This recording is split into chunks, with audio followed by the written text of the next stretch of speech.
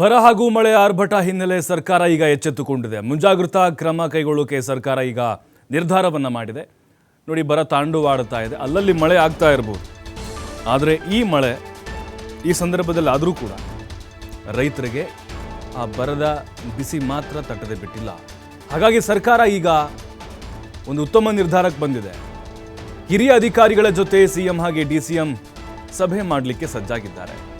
ವಿಧಾನಸೌಧದಲ್ಲಿ ಸಭೆ ನಡೆಸ್ತಾರೆ ಸಿಎಂ ಹಾಗೆ ಡಿಸಿಎಂ. ಜನ ಜಾನುವಾರುಗಳ ರಕ್ಷಣೆಗೆ ಸರ್ಕಾರ ಈಗ ಗಂಭೀರವಾಗಿ ಗಮನವನ್ನು ಹರಿಸ್ತಾ ಇದೆ. ಬರ ಪರಿಹಾರ, ಮೂಲಸೌಕರ್ಯ ಒದಗಿಸಲು ನಿರ್ಧಾರವನ್ನು ಕೈಗೊಳ್ಳಲಾಗಿದೆ. ಬಿತ್ತನೆ ಬೀಜ, ರಸಗೊಬ್ಬರ ದಾಸ್ತಾನು ತಯಾರಿ ಬಗ್ಗೆ ಸೂಚನೆಯನ್ನು ಕೊಡ್ತಾರೆ. ಅಧಿಕಾರಿಗಳಿಗೆ ಕೆಲವೊಂದಿಷ್ಟು ಸಲಹೆ ಸೂಚನೆಗಳನ್ನು ಕೂಡ ಸಿದ್ದರಾಮಯ್ಯ ಇವತ್ತಿನ ಒಂದು ಸಭೆಯಲ್ಲಿ ಕೊಡಲಿದ್ದಾರೆ.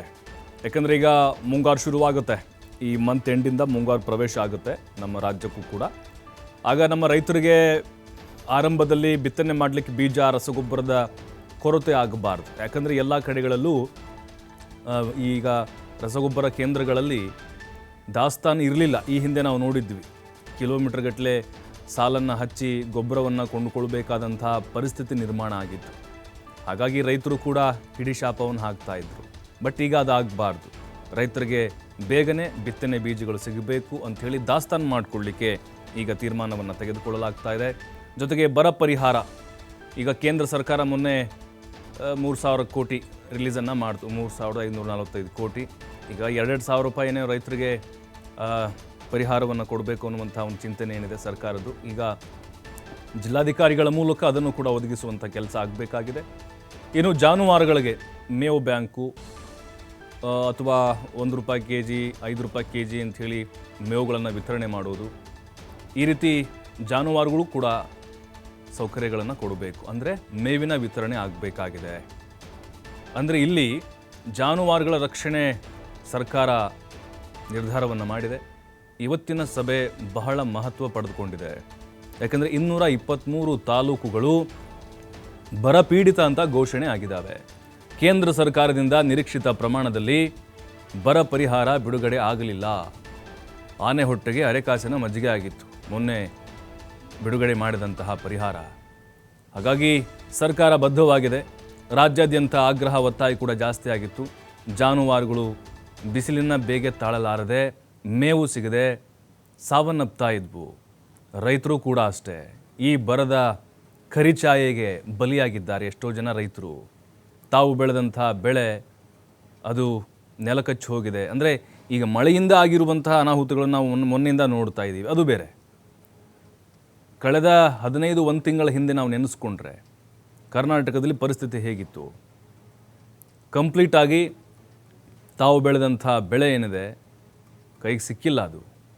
ಹಾಗಾಗಿ ಆ ರೈತರಿಗೆ, ನೊಂದಂಥ ರೈತರಿಗೆ ಪರಿಹಾರವನ್ನು ಕೊಡೋದು, ಆಮೇಲೆ ಮುಂಗಾರು ಬಿತ್ತನೆ ಬೀಜ, ರಸಗೊಬ್ಬರವನ್ನು ದಾಸ್ತಾನು ಮಾಡಿಟ್ಕೊಳ್ಳೋದು, ಈ ತೀರ್ಮಾನಕ್ಕೆ ಸರ್ಕಾರ ಬಂದಿದೆ.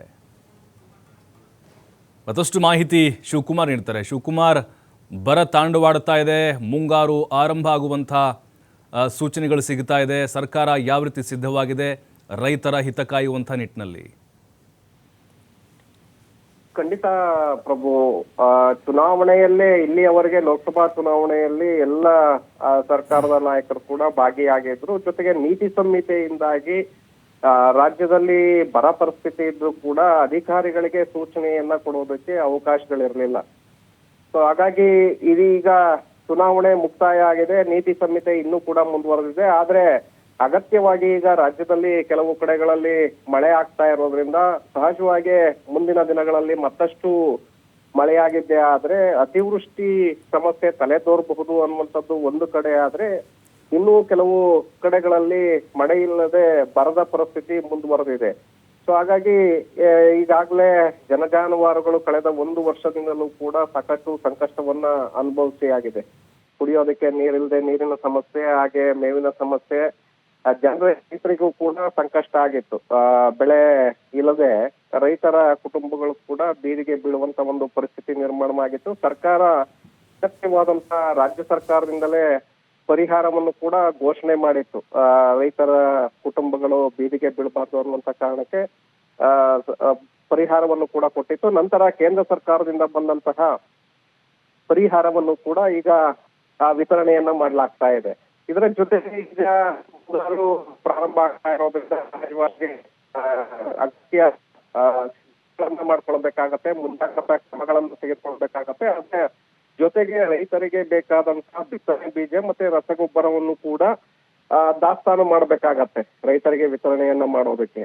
ಆ ನಿಟ್ಟಿನಲ್ಲಿ ಇವತ್ತು ಮುಖ್ಯಮಂತ್ರಿಗಳು ಹಿರಿಯ ಪ್ರಧಾನ ಕಾರ್ಯದರ್ಶಿಗಳು ಹಾಗೆ ಹಿರಿಯ ಅಧಿಕಾರಿಗಳ ಸಭೆಯನ್ನು ಕರೆದಿದ್ದಾರೆ. ಸಭೆಯ ನಂತರ ಸುದ್ದಿಗೋಷ್ಠಿಯನ್ನು ಕೂಡ ಮಾಡಲಿದ್ದಾರೆ ಸಿಎಂ ಡಿಸಿಎಂ ಇಬ್ರು ಕೂಡ. ಈ ವಿಚಾರದಲ್ಲಿ ಅಂದ್ರೆ ಏನೇನು ಸಮಸ್ಯೆಗಳು ಎದುರಾಗಬಹುದು ಮತ್ತೆ ಮುಂಜಾಗ್ರತಾ ದೃಷ್ಟಿಯಿಂದ ನಾವು ಏನೆಲ್ಲ ಕ್ರಮಗಳನ್ನ ತೆಗೆದುಕೊಳ್ಬಹುದು, ಅಧಿಕಾರಿಗಳಿಗೆ ಏನು ಸೂಚನೆಗಳನ್ನ ಕೊಟ್ಟಿದ್ದೇವೆ ಅನ್ನುವಂತ ಸಂಪೂರ್ಣವಾದಂತ ಮಾಹಿತಿಯನ್ನ ಇವತ್ತು ಮಾಧ್ಯಮಗಳ ಮುಂದೆ ಕೂಡ ಮುಖ್ಯಮಂತ್ರಿಗಳು ಹೇಳಲಿದ್ದಾರೆ. ಸೊ ಹಾಗಾಗಿ ಸರ್ಕಾರ ಈಗ ಬರದ ಪರಿಸ್ಥಿತಿಯಲ್ಲಿ ಯಾವ ರೀತಿಯಾಗಿ ನಿಭಾಯಿಸ್ತೋ, ನಿರ್ವಹಣೆಯನ್ನ ಮಾಡ್ತೋ, ಅದೇ ರೀತಿಯಾಗಿ ಈಗ ಮುಂಗಾರು ಪ್ರಾರಂಭ ಆಗ್ತಾ ಇರೋದ್ರಿಂದ ಅತಿವೃಷ್ಟಿ ಸಮಸ್ಯೆ ಎದುರಾಗೋ ಹಿನ್ನೆಲೆಯಲ್ಲಿ ಈಗ ಅಗತ್ಯ ಮುಂಜಾಗ್ರತಾ ಕ್ರಮಗಳನ್ನ ತೆಗೆದುಕೊಳ್ಳೋದಕ್ಕೆ ಈಗಾಗಲೇ ಸಿದ್ಧತೆಯನ್ನ ಮಾಡ್ಕೊಳ್ತಾ ಇದೆ. ಪೂರಕವಾಗಿ ಇವತ್ತು ಅಧಿಕಾರಿಗಳ ಜೊತೆ ಮುಖ್ಯಮಂತ್ರಿಗಳು ಸಭೆಯನ್ನು ಕೂಡ ನಡೆಸ್ತಾ ಇದ್ದಾರೆ. ಪ್ರಭು, ಥ್ಯಾಂಕ್ ಯು ಶಿವಕುಮಾರ್ ಮಾಹಿತಿಗಾಗಿ.